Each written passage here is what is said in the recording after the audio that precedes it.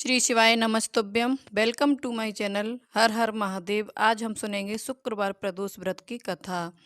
तो एक प्राचीन काल की बात है। एक नगर में तीन मित्र रहते थे। तीनों में घनिष्ठ मित्रता थी।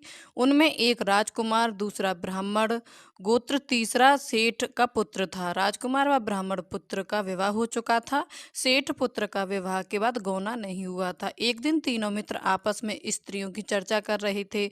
ब्राह्मण पुत्र ने नारियों की प्रशंसा करते हुए कहा कि नारी बिना घर भूतों का डेरा होता है। तो सेठ पुत्र ने यह वचन सुनकर अपनी पत्नी को लाने का तुरंत निश्चय कर लिया। सेठ पुत्र अपने घर गया और अपने माता पिता से अपने जो दोस्ती में बात हुई थी उन्हें बताई। उनके माता पिता ने बेटे से कहा, शुक्र देवता डूबे हुए हैं, इन दिनों बहन और बेटियों को उनके घर से विदा करके लाना शुभ नहीं होता है।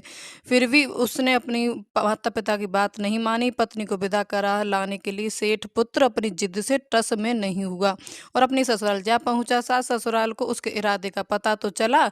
उन्होंने उसको समझाने की बहुत कोशिश की, किंतु वह नहीं माना। उन्हें विवश होकर अपनी कन्या को विदा करना पड़ा। ससुराल से विदा होकर पति पत्नी नगर से बाहर निकले ही थे कि उनकी बैलगाड़ी का पहिया टूट गया और एक बैल की टांग टूट गई। पत्नी को भी काफी चोट आई। सेठ पुत्र ने आगे चलने का प्रयत्न जारी रखा। तभी डाकुओं से भेंट हो गई और वे धन धान्य लूट कर ले गए। सेठ पुत्र अपनी पत्नी सहित रोता पीटता हुआ अपने घर पहुंचा। जाते ही उसे सांप ने डस लिया। उसके पिता ने व्यक्तियों को बुलवाया। उन्होंने देखने के बाद घोषणा की कि सेठ पुत्र तीन निर्माण मर जाएगा। उसी समय इस घटना का पता ब्राह्मण पुत्र को लगा। उसने सेठ जी से कहा कि आप अपने लड़के को पत्नी सहित बहू के घर वापस भेज दो। यह सारी बाधा इसलिए आई है कि आपका पुत्र शुक्र प्रदोष के व्रत अपनी पत्नी को विदा कर लाया था। यदि वहां पहुंचा व्रत किया तो बच जाएगा। सेठ पुत्र को ब्राह्मण पुत्र की बात जच गई और अपनी पुत्र वधु पुत्र को वापस लौटा दिया। वहां पहुंचते ही सेठ पुत्र की हालत ठीक होने प्रारंभ हो गई।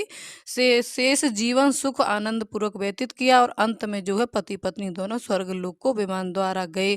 तो फ्रेंड्स, आपको यह हमारी कथा कैसी लगी कमेंट करके जरूर बताना।